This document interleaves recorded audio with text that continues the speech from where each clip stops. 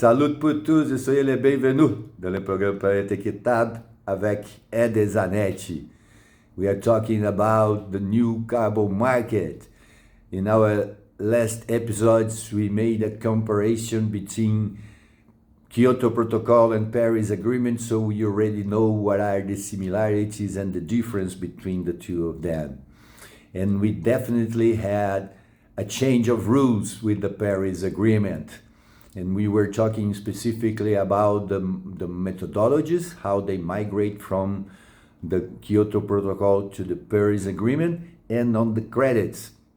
So some carbon credits, the ones that have longer periods of permanence, they migrated from the Kyoto Protocol to the Paris Agreement. But the temporary one, the ones related to agriculture, silviculture, and other land uses, they did not migrate because they do not hold enough permanence with the carbon they remove from the atmosphere to justify their transfer.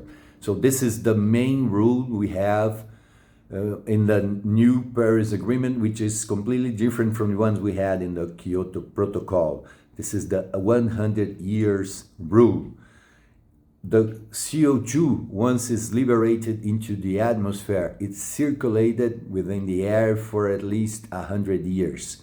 After this period, it decays and it becomes captured by the plants, terrestrial plants, or the algae in the ocean. So they capture the CO2 again, but it circulates in the atmosphere for at least 100 years. So this is the minimum period of permanence for the new credits that are coming from the Paris Agreement. You have to prove that you will be holding the carbon you remove from the atmosphere for at least 100 years. Every period that you have that is lower than 100 years, it will create a discount rate in your credit. So the credits on the biogenic side, the ones from agricultural, silviculture, and other land uses, they have low permanence rates. So they are the ones that will have lower prices in the market, and they will generate lower credits, less credits. On the other hand, if you prove that you will hold the carbon for over 100 years, then you have an extra number of credits that you will gain, and those credits have much more value on the market.